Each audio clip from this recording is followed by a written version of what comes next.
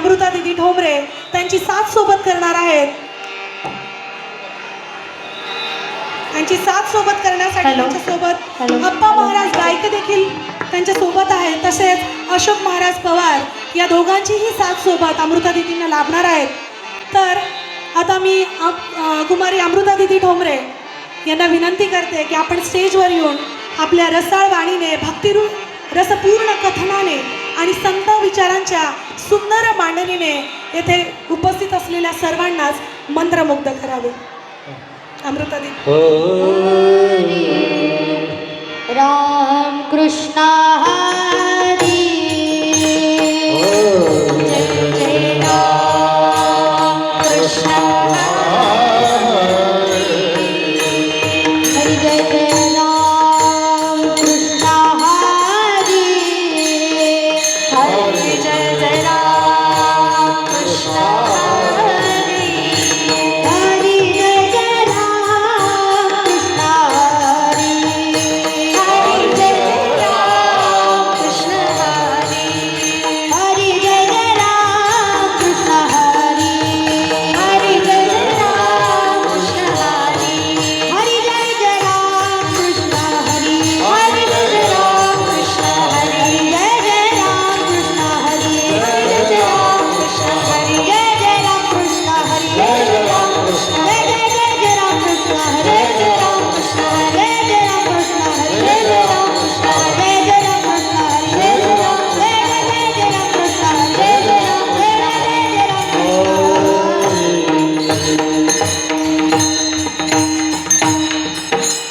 सुंदर ते राना उभे विटेवरी सुंदर ते राना उभे विटेवरी सुंदर ते राना उभे विटेवरी सुंदर ते राना उभे विटेवरी सुंदर ते राना करकाटावरी हे मुनिया करकाटावरी हे मुनिया तुळसी हार गळाकासे पितांबर तुळसी हार गळाकासे पितांबर औडणी रांटारा हेची घाना औडणी रांटारा हेची घाना तुळसी हार गळाकासे पितांबर तुळसी हार गळाकासे पितांबर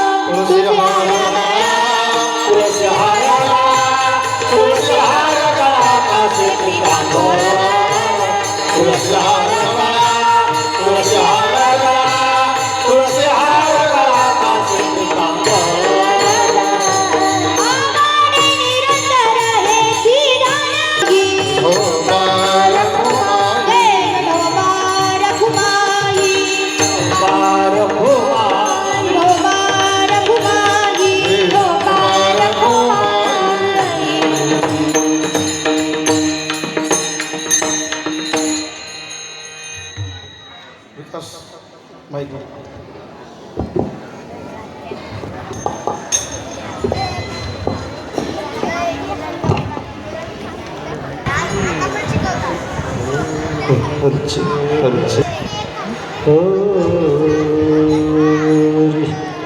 हरे जय जय राम कृष्ण हरी जय जय राम कृष्ण हरी हरे जय राम कृष्ण हरी जय जय राम कृष्ण हरे जय राम कृष्ण कृष्ण हरी जय राम कृष्ण जय जय राम कृष्ण हरी जय राम कृष्ण जय जय राम कृष्ण जय राम कृष्ण रूप पाहता लोचनी सुख झाले मोठगणी सोहा विठ्ठल बरवा बरवा सोहा विठ्ठल बरवा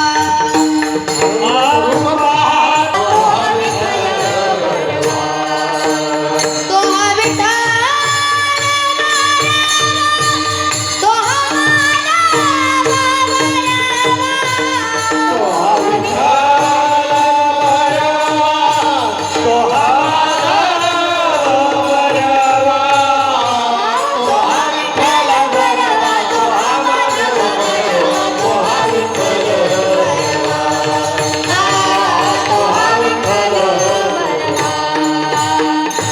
कौता सुकृताची जोडी म्हणून विठ्ठली आवडी सोहा विठ्ठल बरवा बरवा सोहा विठ्ठल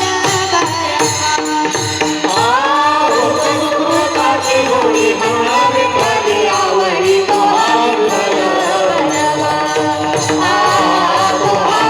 सर्व सुखाचे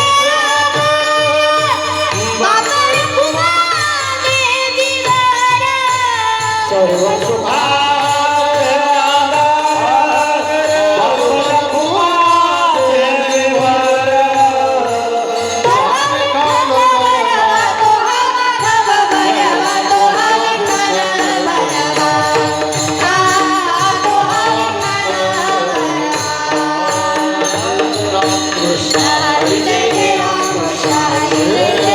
पुत्र होती जे सात्विक तयाचा हरिक वाटे देवा गीता भागवत करीती श्रवण गीता भागवत करीती श्रवण अखंड चिंतन विठोबाचे तुका मने मज घडो त्यांची सेवा परी माझ्या दैवा पार नाही विठ्ठल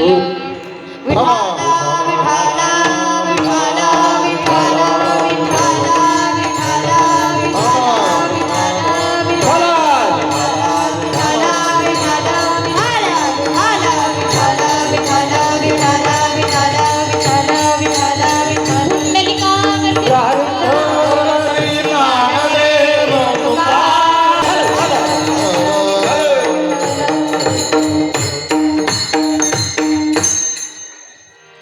प्रस्तुत प्रसंगी कीर्तनरूपी सेवेकरिता निवडलेला अभंग जगद्गुरु जगतवंदनीय श्री संत तुकोबाराय यांचा 4 चरणाचा उत्कृष्ट असा अभंग आज सेवेकरिता निवडलेला आहे. बघा, अभंग म्हणजे काय? अभंग म्हणजे ज्याचा कधीही भंग होत नाही त्याला म्हणतात अभंग.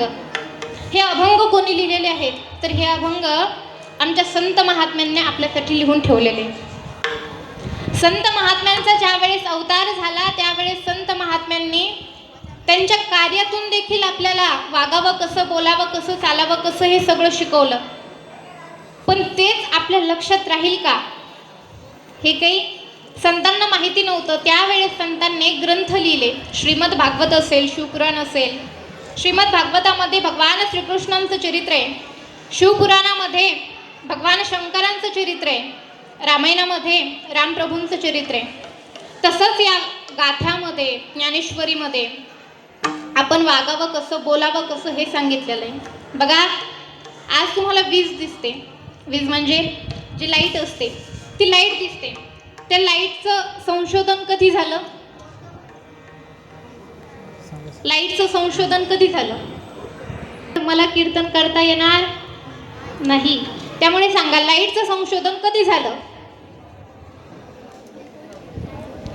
आपल्याला लाईटचं संशोधन काहीतरी तुम्ही सांगताल मर्यादित, पण लाईटचं संशोधन माझ्या ज्ञानोबरायांनी त्याच वेळेस केलं होतं आणि ज्ञानेश्वरीमध्ये आजसुद्धा विजेचा शोध कधी होणार हे लिहून ठेवलेलं आहे. एवढंच नाही, जगद्गुरू तुकोबरायांनी सांगितलेलं आहे की पुढे जे कलियुग येणार आहे, कलियुग म्हणजे आपण जे युगामध्ये राहतोय ते जे युग येणार आहे, त्या युगामध्ये प्रत्येक जण द्वेषपूर्ण वागेल, प्रत्येक जणांची बुद्धी भ्रष्ट होईल, देवळामध्ये कोणीही जाण्याच्या ऐवजी पिकनिकला जाईल. हे सगळं अगोदरच माझ्या संत महात्म्यांनी लिहून ठेवलेलं आहे. त्यामुळे हे संत महात्मे जे आहेत ते आपल्याला त्यांच्या कार्यातून, त्यांच्या अभंगातून, त्यांच्या गाथीतून आपण कसं राहावं या कलियुगामध्ये ते आपल्याला सांगतात. हेच सांगण्याचं कार्य मी तुम्हाला आज करणार आहे. बघा, कीर्तन हे कसलेही मनोरंजनासाठी नसतं. कीर्तन हे तुम्हाला काहीतरी कळावं, काहीतरी आध्यात्मिक पद्धतीकडे तुम्ही ओळावं यासाठी कीर्तन असतं. सुंदर आपली अशी शाळा आहे. या शाळेमध्ये तुम्हाला विज्ञान शिकवत असतील, तुम्हाला संस्कृत शिकवत असतील, बऱ्याचशा गोष्टी शिकवत असतील. पण आपल्या शाळेमध्ये या भोंडवे साहेबांच्या आशीर्वादाने तुम्हा सर्वांना या शाळेमध्ये संस्कारसुद्धा शिकवत आहेत. दुसऱ्या शाळेमध्ये संस्कार शिकवायचं काम नाही. दुसऱ्या शाळेमध्ये फक्त सिलेबस शिकवायचा आणि बाकी जे त्यांच्या ॲक्टिव्हिटी असतील ते शिकवतात, पण कधी त्यांना संस्कार शिकवत नाहीत. पण या शाळेमध्ये संस्कारसुद्धा शिकवतात. मला अत्यंत आनंद झाला की अरे, एवढी मोठी शाळा आहे, प्रत्येकजण इथे टॉप टू टॉप इंग्लिश बोलतं, प्रत्येकजण हिंदीमध्ये बोलतं, इथे मराठी आणि संस्कृत नेमकं कळेल कोणाला. पण नंतर कळालं की हे सर्व कीर्तन ऐकण्यासाठी तुम्ही सर्वसुद्धा उत्सुक आहात. ऐकून बरं वाटलं. तसंच साहेबांनी सांगितलं की आपल्या इथं असेच कीर्तनाचे कार्यक्रमसुद्धा होतात. खूप छान कार्य आपले साहेब करतात. त्यांचा आज अभिष्टचिंतन सोहळ्याचा कार्यक्रम म्हणून कीर्तनाचं नियोजन केलं आहे. बघा, ज्या वेळेस आपला वाढदिवस असतो त्या वाढदिवसाच्या दिवशी, बर्थडेच्या दिवशी तुम्ही कसं सेलिब्रेशन करता? केक कापून. तुम्ही सेलिब्रेशन कसं करता बर्थडेचं?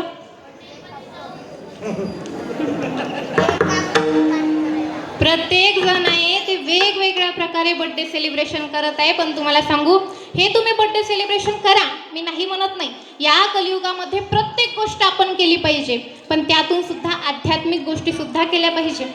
प्रत्येकाने समोर लक्ष द्यायचं, कोणीही बोलायचं नाही. बघा, वाढदिवसाच्या दिवशी एखाद्या, आता इथे 14 वर्षाचे असतील, 15 वर्षाचे असतील, 16 वर्षाचे असतील, तर तुमचा वाढदिवस आल्याच्या नंतर एखादा सपोज 14 वर्षाचा आहे आणि त्याचा वाढदिवस आलाय, तर त्याच्या वाढदिवसाच्या दिवशी त्याला कितवं वर्ष लागेल? 15वं वर्ष लागेल. मग 14 वर्ष त्याचे गेले कुठे? कुठे गेले? 14 वर्षामध्ये केलं काय? कोणालाही माहिती नाही, आपण सांगू शकत नाही. पण वाढदिवसाच्या दिवशी जे गोरगरीब लेकरं आहेत, आज तुम्हाला सर्व काही आहे, तुमच्याकडे प्रत्येक गोष्ट आहे, पण आज बरेचसे जण आपण बघतो ज्यांना खायला प्यायला सुद्धा नाही आहे, अंगावरती नीट कपडे सुद्धा घालायला नाही आहेत. त्यांच्याकरिता आपण काहीतरी दानधर्म करावा, त्यांचं पोट भरण असं काहीतरी करावं. त्याचबरोबर प्रत्येक जणाने आपल्या वाढदिवसाच्या दिवशी एक झाड लावायचं, एक तरी झाड लावायचं आणि भगवान परमात्म्याचं सुंदर असं स्मरण करायचं आणि देवाला म्हणायचं, देवा, गेलेले 14 वर्ष माझे गेले, आता या दिवशी त्या 14 वर्षामध्ये मी जे काही कर्म केले आहेत, जे काही मी चांगलं काम केले, जे काही वाईट काम केलंय, ते सगळं तुझ्या चरणापाशी ठेवतो. आता याचं काय हिशोब करायचं ते तू कर, हे भगवंताला सांगावं. असा आपला वाढदिवस साजरे करायचा आहे. त्याच पद्धतीने आपले साहेब वाढदिवस साजरे करताय. सुंदर असं गजर कीर्तनाचा त्यांनी ठेवलेला आहे. जर भगवंताचं नामस्मरण त्यांच्या वाढदिवसाच्या दिवशी होत असेल तर नक्कीच माझा भगवान परमात्मा त्यांच्या आरोग्याकडे, त्यांच्या संसाराकडे, त्यांच्या कार्याकडे लक्ष घालेल आणि नक्कीच भगवंत तुमच्या कार्याकडे लक्ष घालणारच आहे. कारण एवढं महान कार्य जर का कोणी करत असेल तर माझा भगवान परमात्मा त्यांना सपोर्ट करतोच. त्यामुळे असंच त्यांचं उदंड आयुष्य त्यांना लाभो, भगवान परमात्म्याने सदा त्यांच्या पाठीशी उभा राहू ही भगवंताच्या चरणी प्रार्थना करते. मी मगाशी सुद्धा त्या कीर्तनामध्ये सांगितलं की मला बोलत असताना म्हणजे जसा कॉल आलाय तसं मला तुमचं नाव घेताना हनुमानजी महाराज असं म्हणत होते. मी का माहिती नाही, पण सारखं मला माहिती आहे तुम्हाला हनुमानजी भोंडवे साहेब म्हणायचं आहे म्हणून, पण तरीसुद्धा हनुमानजी महाराज येते. काय होतं काही माहिती नाही, पण तुमचं कार्यच तसं आहे त्याच्यामुळे मला महाराज येते. अगदी जे आपले शिवाजी महाराज असतील, वेगवेगळ्या पद्धतीचे जे राजे होऊन गेले, त्या राजांनी सुद्धा समाज प्रबोधनाचं काम केले आणि आपले साहेब सुद्धा समाज प्रबोधनाचं काम करतायत. त्यामुळे त्यांच्याविषयी जेवढं कीर्तनाकडे वळायचे, तुम्हा सर्वांनाच आपल्या सरांचं काय काय महात्म्य आहे, काय काय त्यांची कीर्ती आहे सगळ्यांनाच माहिती आहे. प्रत्येकजण इथे आल्याच्या नंतर त्यांच्या प्रेमापोटी प्रत्येकजण त्यांच्या जवळ येऊ लागलं. सगळ्यांना वाटत होतं मी सुद्धा त्यांना बड्डे सेलिब्रेशन करावं. त्यांना जेवढं तुम्ही प्रेम देताय त्याच प्रेमावळून करते की ते किती प्रेमळ आहे. प्रत्येक व्यक्तीसोबत प्रेमळ भावनेने बोलतात, कसलाही अहंकार नाही. एवढ्या भूमिका ते पार पाडतात. शिक्षण सर सुद्धा आहेत, शिवसेना प्रमुख सुद्धा आहेत, तसेच बऱ्याचशा भूमिका पार पाडतात, खूप भूमिका पार पाडतात. पण कसलाही गर्व नाही आहे, कसलाही अहंकार नाही आहे. एकदम निरहंकारपणे ते आपल्यासोबत राहतात. हीच त्यांची खरी वैशिष्ट्य. त्यांचं कोणतं असेल तर हे आहे, त्यांचा स्वभाव हे खरा वैशिष्ट्य आहे. आणि तुम्हाला सांगू मुलांनो, तुम्ही कितीही संपत्ती कमवा, तुम्ही कितीही मोठे व्हा, पण जर का तुमचा स्वभाव चांगला नसेल तर त्याला काहीच उपयोग नाही आहे. आपला स्वभाव नेहमी आपण चांगला ठेवला पाहिजे. प्रत्येक जणासोबत बोलावं, प्रत्येक जणासोबत बोललं पाहिजे, प्रत्येक व्यक्तीला आपलं म्हटलं पाहिजे. कारण हे जे तुम्ही लेकरं आहात ते सगळे एकच आहात, एकाच परमात्म्याचे आहात. हां, तुमचं घर वेगळं आहे, तुमचे आईवडील वेगळे आहे, सगळं वेगळं आहे, पण तरीसुद्धा तुम्ही सगळे एकाच देवाचे लेकरं आहात, एकाचेच आहात. तुम्हा सर्वांच्या हृदयामध्ये एकच परमात्मा आहे. हे जे वारं आहे, हे वारं कशाने चालतं? वारं कशाने चालतं नाही माहिती. पाणी कुठून येतं?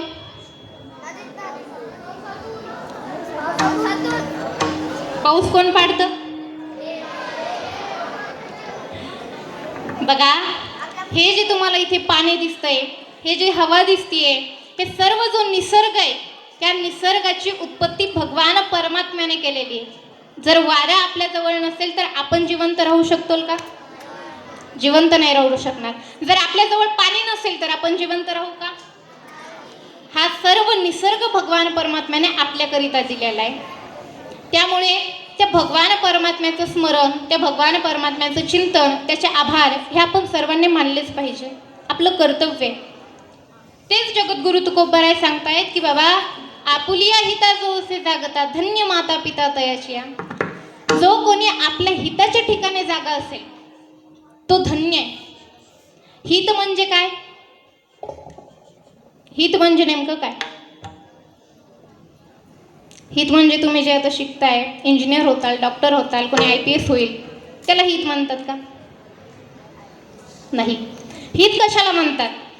तर बघा, आपल्या जीवनामध्ये आपल्या काही प्रायोरिटी असतात.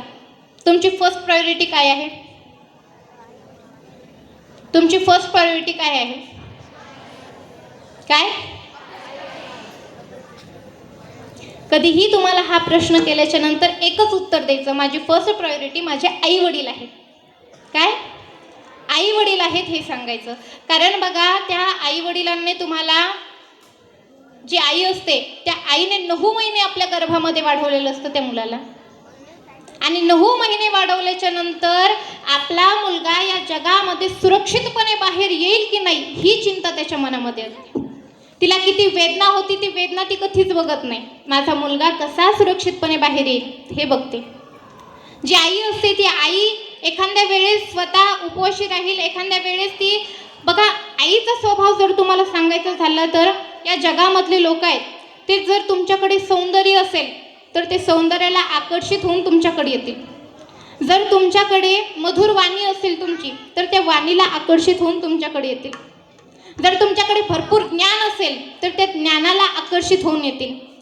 पण जी आई असते ना, ती आई आपल्या मुलाकडे काहीच नसू द्या, आंधळा पांगळा जरी मुलगा असला तरी सुद्धा आई त्याला स्वतःपेक्षा सुद्धा प्रेम करते.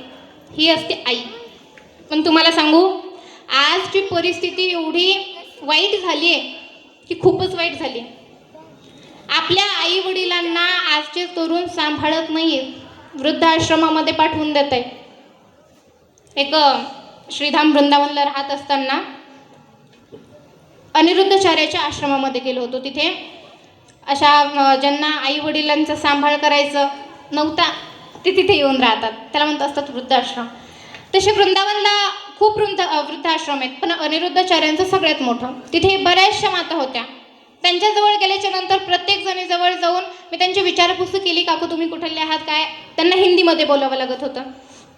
प्रत्येक जणाला बोलले, यूपीच्या जेवढ्या होत्या तेवढ्यांना बोलले, पण त्यांच्या मधात मला एक महाराष्ट्रीयन लूक दिसला. आणि त्यांचा महाराष्ट्रीय लूक दिसला म्हणलं, मी त्यांच्या जवळ गेले आणि त्यांना मराठीमध्ये बोलले. ज्या वेळेस त्यांना मराठीमध्ये बोलले त्यावेळेस त्यांच्या डोळ्याला पाणी आलं. म्हणे, ताई एवढ्या दिवस झाले माझ्याजवळ माझा मुलगा आला नाही, मला आपल्या महाराष्ट्रातला एक सुद्धा व्यक्ती भेटला नाही, पण आज म्हणे तुम्ही इथे आलात, मला खूप बरं वाटलं. म्हटलं ताई तुम्ही कुठले आहात. तर सांगितलं मी संभाजीनगरची असं सांगितलं. आता त्या कुठल्या आहेत काय एवढं नाही माहिती, पण संभाजीनगरच्या होत्या. त्यावेळेस माझ्या मनामध्ये कुठेतरी आले, अरे ही लागट बिमारी आता आपल्या महाराष्ट्रामध्ये सुद्धा आलेली आहे. नाहीतर सहसा महाराष्ट्रामधले लोक कुठे पाठवत नव्हते आईवडिलांना, पण आता आपल्या इकडे सुद्धा ती परंपरा आली आहे. पण तुम्हाला सांगू, जर आई वडिलांना सांभाळणं होत नसेल ना, तर या जीवनाचा काहीच उपयोग नाही आहे, काहीच उपयोग नाही. ज्या आईवडिलांनी लहानाचं मोठं केलंय, आपल्याला शिकवलंय, घडवलंय, त्यांनाच जर सांभाळायचं नसेल तर तुमची धनसंपत्ती कमवून, तुमचं ज्ञान कमवून उपयोग तरी काय, काय उपयोग होणार आहे. त्यामुळे आपल्या आई वडिलांना आपण खूप प्रेम करावं. रोज आईसोबत बोलण्याकरिता कमीत कमी 15 मिनटं तरी तिला शांत चित्ताने बसून बोलत जावं. किती? 15 मिनटं तरी प्रत्येक जणाने. का?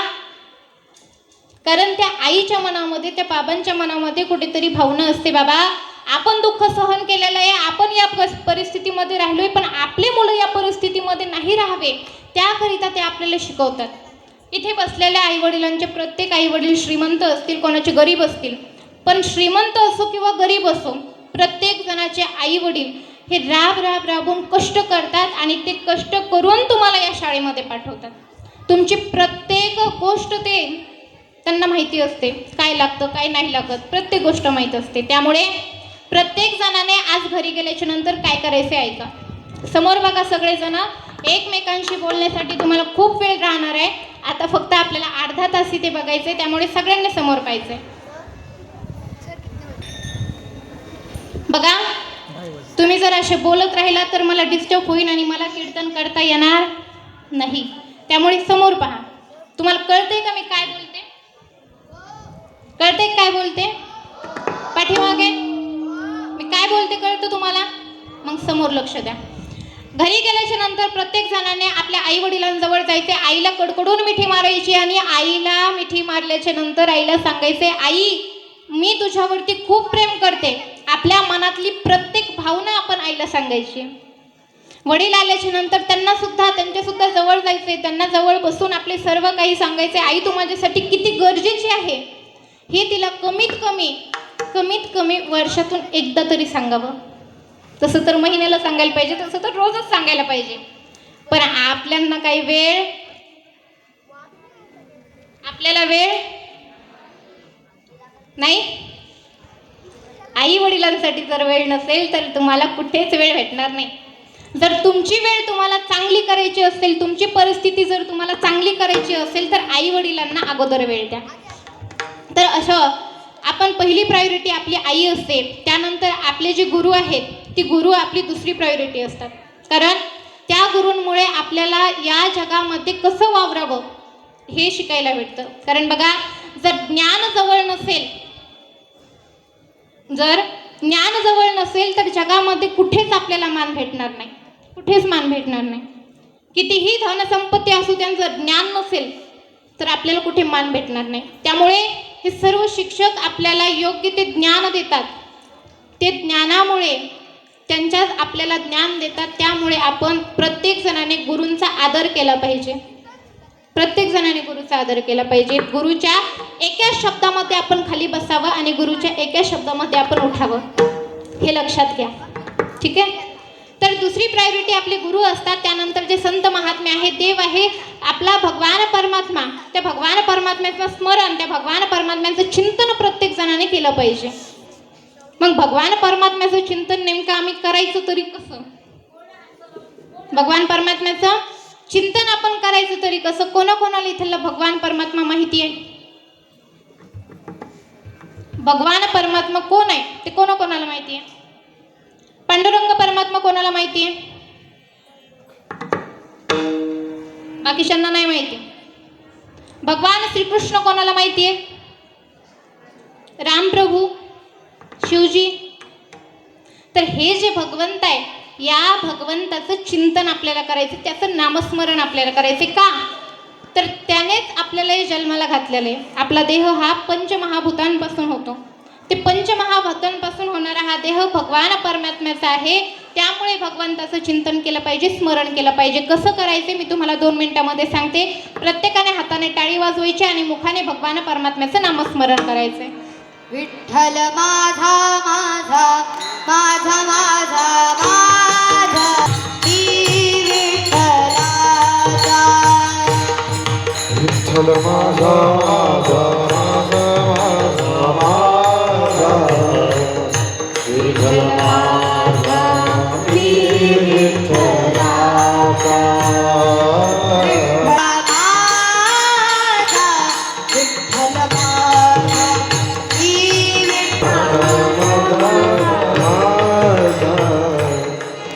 आता सर्वांनी म्हणायचे. हे समोर म्हणतायत ना, तुम्ही पाठीमागे म्हणायचे. विठ्ठल माझा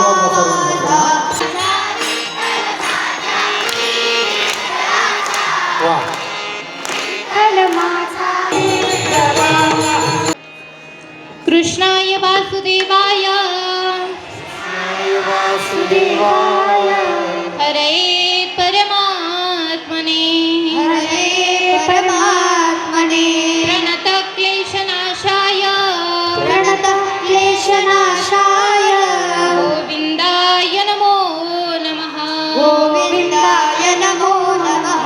कृष्णाय वासुदेवाय कृष्णाय वासुदेवाय हरे परमात्मने हरे परमात्मने प्रणत क्लेशनाशाय प्रणत क्लेशनाशाय गोविंदाय नमो नमः. गोविंदाय नमो नमः. कृष्णाय वासुदेवाय कृष्णाय वासुदेवाय हरे परमात्मने हरे परमात्मने प्रणत क्लेशनाशाय प्रणत क्लेशनाशाय गोविंदाय नमो नमः. गोविंदाय नमो नमः. गोपाल कृष्ण भगवान की राधा. हा श्लोक जर तुम्ही सकाळी उठल्या उठल्या 3 वेळेस बोललात तर या श्लोकाचा परिणाम असा आहे, तुमची जी बुद्धीमध्ये, तुमच्या ज्या डोक्यामध्ये स्ट्रेस असतो, तुम्हाला जो स्ट्रेस असतो, तुमच्या शाळेचा स्ट्रेस असेल, अभ्यासाचा स्ट्रेस असेल किंवा घरचा काही असेल, वेगवेगळ्या प्रकारचा. कारण प्रत्येक जणाला कोणत्या ना कोणत्या गोष्टीचं टेन्शन आहे. त्यामुळे आपल्या डोक्यातले जे विचार आहेत ते विचार चांगले व्हावे याकरिता सकाळी उठल्या उठल्या 3 वेळेस हा श्लोक प्रत्येकाने बोलायचा आहे. आणि त्याचबरोबर आपण बाहेर निघण्याकरिता, जे आपण बाहेर जातो, बाहेर जात असताना आपण आपल्या आईवडिलांना सांगायचे, बघा बाहेर जात असताना हाच श्लोक प्रत्येक आईवडिलांनी 11 वेळेस म्हणायचा आहे. म्हणल्याच्या नंतर काय होतं तर तुम्ही घराच्या बाहेर पडल्याच्या नंतर घरामध्ये परत सुखरूपपणे वापस येतात. कारण बघा या जगामध्ये आता बाहेर पडलं की कधी कोणासोबत काय होईल सांगताच येत नाही कोणासोबत काय होणार आहे म्हणून. कारण हा जो मनुष्य देह आहे, हे जे मनुष्य देह आहे हे शाश्वत नाही आहे, अशाश्वत आहे. म्हणजे हे कधी इथे राहणारं नाही आहे, जाणार आहे. कारण बघा जन्म भेटलाय तर जन्म भेटल्याच्या नंतर त्याच्यावर मरण हे आपल्याला फ्री येत असतं. जसं तुम्ही शाळेमध्ये असो किंवा कुठं स्टॉपवरनं तुम्ही जर कंपास बॉक्स घेतला तर कंपास बॉक्स घेतल्याच्या नंतर त्या कंपासामधलं सामानसुद्धा तुम्हाला सगळं एकालाच माहिती आहे, सामानसुद्धा सगळं फ्री येत असतं. ते सामान तुम्हाला घ्यायचं नसलं तर तुम्हाला तिथे ठेवता येतं का? नाही ठेवता येत. तसं मरण हे आपल्याला फ्री आलेलं आहे, आपल्याला ते घ्यावंच लागतं, प्रत्येकाला घ्यावं लागतं. त्यामुळे हा मनुष्य देह शाश्वत नाही है. जिंदगी एक किराए का घर है, एक ना एक दिन बदलना पडेगा. मौत जब तुझको आवाज देगी घर से बाहेर निकालना पडेगा. हे जो मनुष्य देह आहे, हा मनुष्य देह आपल्याला एक रेटवरती भेटलेला आहे. मनुष्य जन्म अनमोल रे, इस मिट्टी में ना रोल रे। अब जो मिला है फिर न मिलेगा, कभी नहीं कभी नहीं कभी नहीं रे। अब जो मिला है फिर न मिलेगा, कभी नहीं कभी नहीं कभी नहीं। सजन बोल रे ये मेरा रोल रे, अब जो मिला है फिर न मिलेगा, कभी नहीं कभी नहीं कभी नहीं। अब जो मिला है फिर न मिलेगा, कभी नहीं कभी नहीं कभी। तू बुलबुला है पानी का, मत कर दे शोर जब पानी का। सोच समझ कर चलना रे बंदे, पता नहीं जिंदगानी का। मीठी रानी बोल रे, प्रभु का नाम न बोल रे। अब जो मिला है फिर न मिलेगा, कभी नहीं कभी नहीं कभी नहीं रे। अब जो मिला है फिर न मिलेगा, कभी नहीं कभी नहीं कभी नहीं रे। कभी नहीं कभी नहीं रे, कभी नहीं कभी नहीं कभी नहीं रे। मनुष्य देह भेटलेला आहे, आत्ता भेटलाय, परत भेटेल याची गॅरंटी नाही. Life is not once more. आयुष्य हे परत परत मिळत नाही, आणि मिळालं तरी 184 योनी भोगून आपल्याला हे मनुष्य देह भेटतो. 184 योनी म्हणजे जे किडे आहेत, मुंग्या आहेत, कुत्रे आहेत, मांजर आहेत, या सगळ्यांचा जन्म अगोदर आपल्याला भोगावा लागतो. या पृथ्वी तलावरती जेवढे प्राणी आहेत तेवढ्या प्राण्यांचा जन्म अगोदर आपल्याला घ्यावा लागतो, आणि नंतर हा मनुष्य देह आपल्याला प्राप्त होत असतो. त्यामुळे या मनुष्य देहाला आल्याच्या नंतर प्रत्येकाने आपलं साध्य साधून घ्यायचंय, प्रत्येकाने साधून घ्यायचं, आणि भगवान परमात्म्याचं सुंदर असं भजन करत राहायचंय. आणि भगवान परमात्म्याचं स्मरण केल्याच्या नंतर प्रत्येक माणसासोबत आपण माणसाप्रमाणे वागायचंय.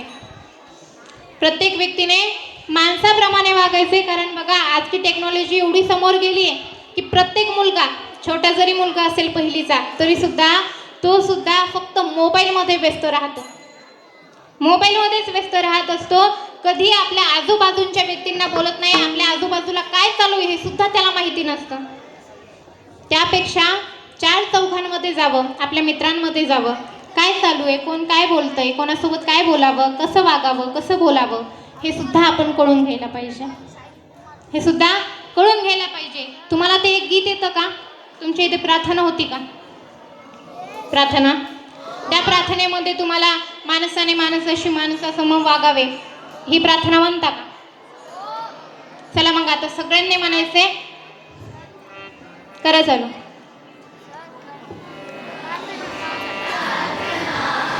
हीच आमची मागणी, मानसाने मानसाशी मानसा समभागणे.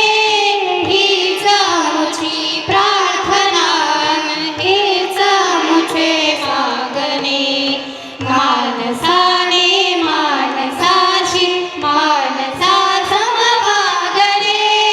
धर्म जाती प्रांत भाषा वेश सारे संपू दे.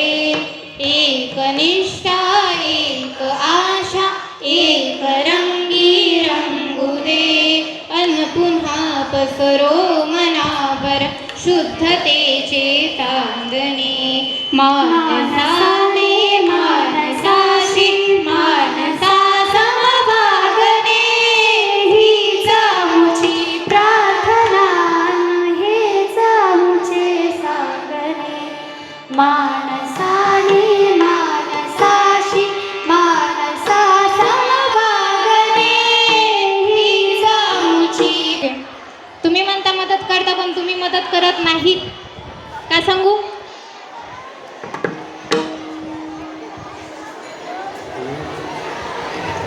ऐका ऐका सगळे समोर बघा, इकडे बघा समोर. तुम्ही सर्वांनी आता मला काय उत्तर दिलं? आम्ही एकमेकांची मदत करतो, पण तुम्ही मदत करत नाही. मी तुम्हाला कीर्तन सांगतेय, कीर्तन सांगत असताना तुम्ही जर खालून असं बोलत राहिलात तर मला कीर्तन करता येणार नाही. मग तुम्ही माझी मदत करताय का? तुम्ही मला सपोर्ट करताय का? नाही ना करत. त्यामुळे आता सपोर्ट करा. थोडंसं आपलं कीर्तन राहिले, प्रत्येकाने शांत बसून कीर्तन ऐकायचे. बघा, माणसाने माणसासोबत माणसासारखंच वागावं, कारण प्रत्येक जण प्रत्येकाकडे काही नाही तर काही गुण असतात. आपण एखाद्याला कमी लेखतो आणि त्याला आपण सर्व प्रकारे असा मान देत नाही.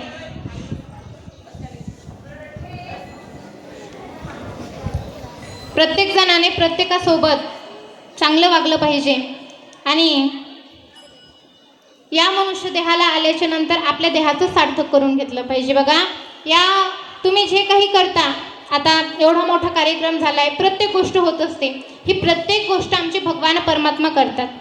म्हणून त्या भगवान परमात्म्याचे ऋण आपण व्यक्त केले पाहिजे. कसे ऋण व्यक्त करायचे मी तुम्हाला सांगते. मी समोर बोलणार, मी सर्वांनी पाठीमागे म्हणायचे, सर्वांनी लक्ष द्यायचं आणि माझ्या पाठीमागे म्हणायचे. रेडी झाले सगळे? सगळ्यांनी पुढे पाहायचे आणि बोलायचं नाही. फक्त मी जे बोलते त्याच्या पाठीमागे तुम्ही बोलायचे.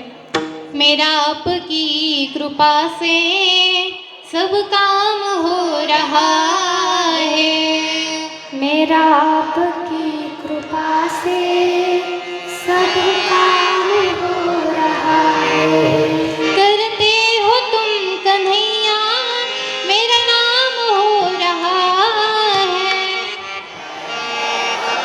कन्हैया मेरा नाम हो रहा है, मेरा आपकी कृपा से सब काम हो रहा है. कृपा से सब काम हो रहा है. बघा, या पृथ्वी तलावरती जे काही घडत आहे, जे काही चालत आहे, ते सगळं माझा भगवान परमात्मा करतो. त्यामुळे आपण भगवान परमात्म्याचे ऋण व्यक्त केले पाहिजे. देवा, हे सर्व काही तूच करतोय, मी फक्त एक निमित्त आहे, मी फक्त एक तुझ्या पाठीमागलचं कार्य आहे आणि त्याच कार्यापाठीमागे तू हे सर्व काही करत आहे असं भगवान परमात्म्याला म्हटलं पाहिजे. कारण पतवार के बिना ही मेरी नाव चल रही आहे. जर आपल्याजवळ नावेमध्ये बसल्याच्या नंतर नाव चालवायचं साध्यच जर नसेल तर आपल्याला नाव चालवता येणार नाही. पण आपल्याजवळ ते साध्य नसून सुद्धा आपले नाव चालत आहे, ती म्हणजे फक्त भगवान परमात्म्यामुळे. त्यामुळे भगवंताचं चिंतन केलं पाहिजे. प्रत्येक जणासोबत आपण आपल्या पद्धतीने वागलं पाहिजे. प्रत्येक जणाने जर चांगलं वागत असताल तर तेच तुमच्या जीवनाचं साध्य आहे, तेच कार्य सर्वात मोठं आहे. हेच जगद्गुरु तुकोबराय सांगतायत की बाबांनो, आपण आपल्या हिताच्या ठिकाणी जागे राहा. आपुलिया हिता जो असे जागता धन्य माता पिता तयाचे. तुम्ही जर तुमच्या हिताच्या ठिकाणी जागे असताल तर भगवान परमात्मा स्वतः तुकोबराय सुद्धा काय म्हणतात, यांचे माता पिता धन्य आहे. त्यामुळे प्रत्येक जणाने आपण आपल्या ध्येयापुढे जावं. आपलं ध्येय काय आहे त्याच्याकडे आपलं लक्ष केंद्रित करावं. आणि दुसरं एक सांगू, प्रत्येकाने गळ्यामध्ये तुळशीची पवित्र अशी माळ घालायला हवी. इथे बसलेले किती जणांच्या गळ्यामध्ये तुळशीची माळ आहे? बाकीच्यांच्या नाही. किती जण इथले नॉनव्हेज खातात? किती जण नाही खात? तर बघा, तुम्हाला विराट कोहली माहिती आहे का? तिचं नाव काय? तर हे जे विराट कोहली आणि अनुष्का शर्मा आहेत, यांचा वर्ल्ड कप झाल्याच्या नंतर हे कुठे गेले?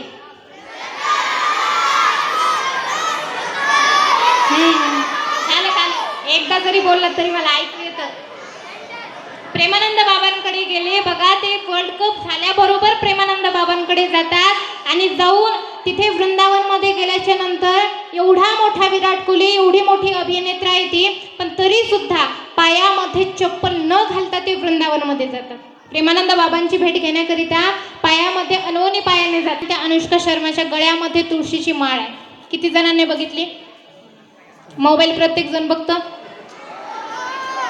मग त्या मोबाईलमध्येच हे व्हिडिओ येतात.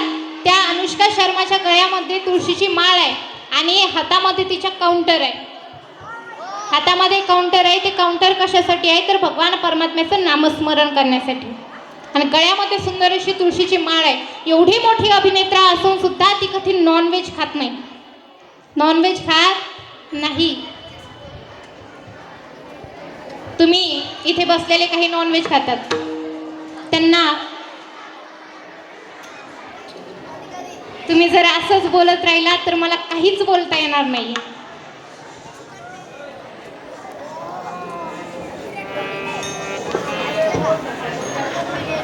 बघा, ते जे आहे ते नॉनव्हेज खात नाहीत. आपण आपल्यातले काही जण नॉनव्हेज खातात. खात असताना ते नॉनव्हेज खाल्ल्याच्या नंतर तुम्हाला त्याची चव लागते. त्याची चव लागते म्हणून ते तुम्हाला आवडतं. पण त्याची चव कुठपर्यंत लागते? फक्त जिभेला. गळ्याच्या खाली गेल्याच्या नंतर त्याची चव लागत नाही. आपल्यासारखाच एक त्याचा सुद्धा प्राण असतो. आपल्यासारखा त्या पक्ष्यांचा सुद्धा प्राण असतो, त्या प्राण्यांचा सुद्धा प्राण असतो. आपल्याला भूक लागते, त्या प्राण्यांना भूक लागते. आपल्याला हात आहेत, प्राण्यांना हात आहेत. आपल्याला पाय आहेत, प्राण्यांना पाय आहेत. आपल्याला हृदय आहे, प्राण्यांना सुद्धा हृदय आहे. मग आपल्यासारखाच त्या प्राण्यांचा जीव आहे. त्यांना कापून आपण खातो, त्याला शिजवून आपण खातो म्हटल्यावर त्या जीवाची किती हाल होत असतील याचा विचार करा. किती हाल होत असतील. बरं, आपल्याला जर एखाद्याने कापून आपलं शिजवून आपल्याला खाल्लं तर काय झालं? प्रत्येकाला वाईट वाटते. मग तसंच तो सुद्धा प्राणी एक जीव आहे. तो सुद्धा आपल्या मनुष्यासारखाच आहे. जर त्याचा जीव आपण घेऊन आपलं पोट भरत असतो तर कधी पण उपवाशी राहिलेलं बरं. कधी उपवाशी राहिलेलं बरं. आपल्या हाताला साधा चाकू जरी लागला तरी आपल्याला किती त्रास होतो? खूप त्रास होतो. मग त्या प्राण्यांना किती त्रास होत असेल याचा विचार करा. त्यामुळे नॉनव्हेज कोणीही नाही खायला पाहिजे. आणि गळ्यामध्ये तुळशीची माळ का घालावी? तर बघा, जर गळ्यामध्ये आपल्या सोन्याची चैन असेल, गळ्यामध्ये जर सोन्याची चैन असेल तर चोराची नजर आपल्यावरती पडेल. पण गळ्यामध्ये जर तुळशीची माळ असेल तर माझ्या स्वतः भगवान परमात्म्याची नजर तुमच्यावरती पडेल. त्यामुळे प्रत्येकाने गळ्यामध्ये तुळशीची माळ घातली पाहिजे. आणि भगवंताने आपल्याकडे बघितल्याच्या नंतर काय होतं तर आपल्या जीवनामध्ये जे संकट आहेत, आपल्या जीवनामध्ये जे दुःख आहेत, ते दुःख माझा भगवान परमात्मा कमी करतो. त्यामुळे पवित्र अशी गळ्यामध्ये तुळशीची माळा घातली पाहिजे. भगवान परमात्म्याचं नामस्मरण केलं पाहिजे. आई वडिलांचा आदर, गुरुवर्यांचा आदर केला पाहिजे. आणि प्रत्येक जणाने आपण आपल्या ध्येयापुढे, आपण आपल्या ध्येयाच्या समोर काहीच विचार करायचा नाही. प्रत्येकाने आपलं ध्येय कसं पूर्ण होईल याचाच विचार नेहमी केला पाहिजे. आणि धन संपत्ती कमवल्याच्या नंतर त्याच्यातला काहीतरी भाग भगवान परमात्म्याला लागावा ही सदिच्छा तुम्ही सर्वांनी ठेवायची आहे. आणि या पुढचं आयुष्य तुमचं असंच चांगलं उज्ज्वल व्हावं ही भगवंताच्या चरणी प्रार्थना करते. वेळेच्या अभावी आणि तुम्हा सर्वांना बसलेले आहात, बसण्याची तुमची ऐकायची क्षमता नाही हे कळून घेता आपण कीर्तनाला इथेच पूर्णविराम देऊ.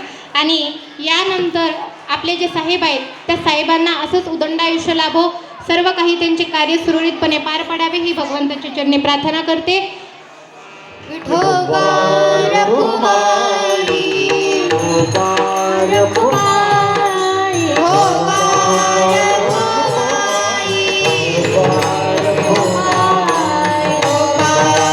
रखुमाई, विठोबा रखुमाई,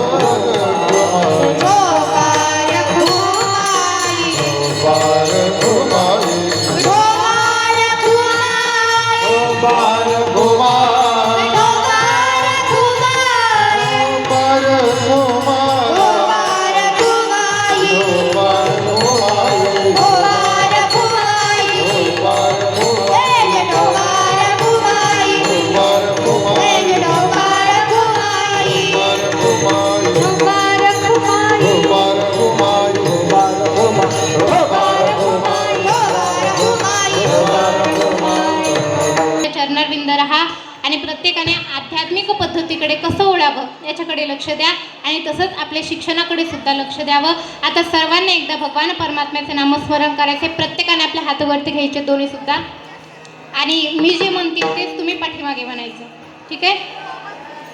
ज्ञानोबाराया माझा तुकोबाराया, ज्ञानोबाराया माझा तुकोबाराया, ज्ञानोबाराया माझा तुकोबाराया, ज्ञानोबाराया माझा तुकोबाराया, ज्ञानोबाराया माझा तुकोबाराया, ज्ञानोबाराया माझा तुकोबाराया, ज्ञानोबाराया माझा तुको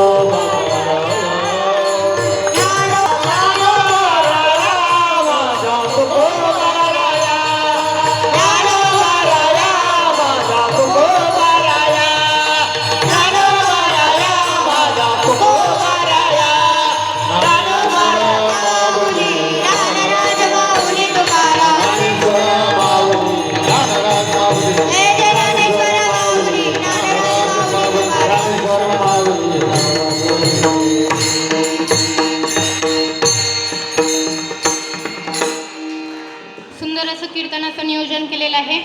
ही कीर्तनाची सेवा माझ्याकडे आपल्या ज्या राणी मॅम आहेत त्यांच्याकडून आणि तसेच आपले प्रिन्सिपल आहेत आणि तसेच आपले जे पवार सर आहेत त्यांच्या माध्यमातून माझ्याकडे ही कीर्तनाची सेवा आलेली आहे.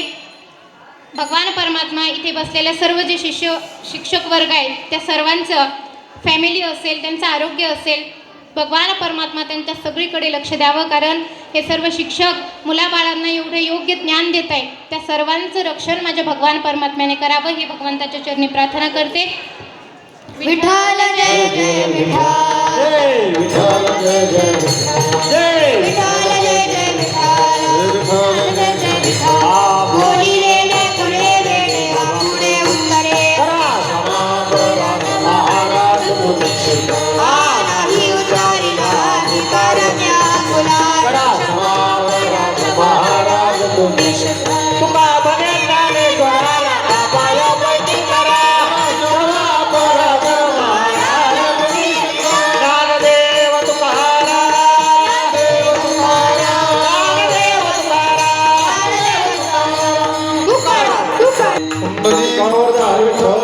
श्री ज्ञानदेव तुकाराम पंढरीनाथ भगवान की जय. माऊली ज्ञानेश्वर महाराज की जय.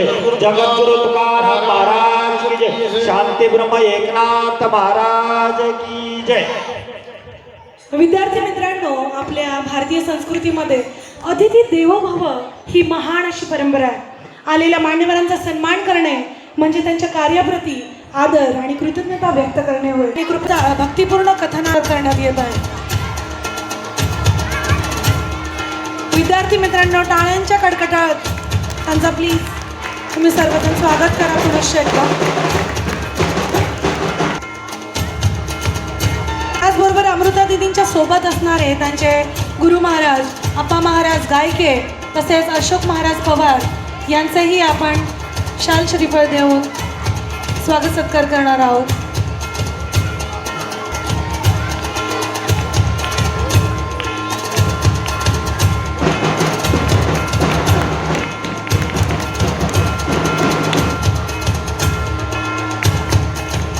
कथाव्यास हरिभक्त परायण अमृता दिदी ठोंबरे यांना उत्तम अशी साथ देण्याचं काम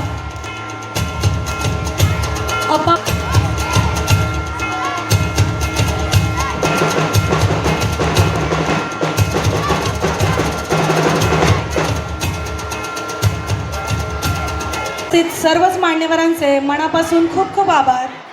नक्कीच अमृतताई तुमच्या अमृतवाणीने आमच्या विद्यार्थ्यांना जीवन जगण्याची एक नवीन प्रेरणा मिळाली आहे. Very happy birthday Phondwe sir.